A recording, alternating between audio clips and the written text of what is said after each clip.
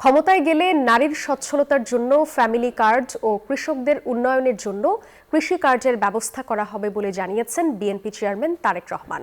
বিকেলে মহাখালী কড়াইল টিএনটি মাঠে বেগম খালেদা জিয়ার রুহের মাগফিরাত কামনায় কড়াইলবাসী আয়োজিত দোয়া মাহফিলে একথা জানান তিনি।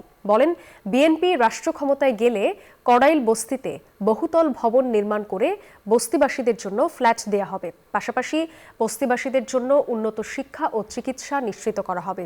যে কোনো বিপদে আপদে কড়াইলবাসীর পাশে থাকার অঙ্গীকার করেন তারেক রহমান। কড়াইলবাসীকেও বিএনপির পাশে থাকার অনুরোধ করেন তিনি।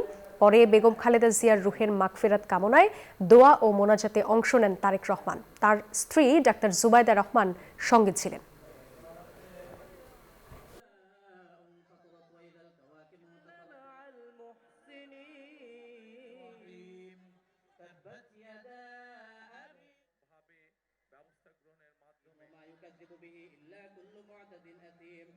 চাল, ডাল, তেল সহ নিত্য প্রয়োজনীয়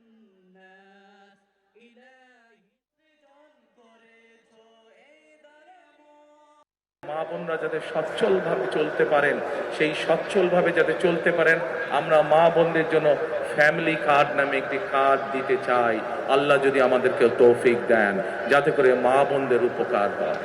আমাদের প্রত্যেকেরই আত্মীয় স্বজন, বন্ধু বান্ধব যারা গ্রামে থাকেন, কেউ না কেউ কৃষি কার্যের সাথে জড়িত।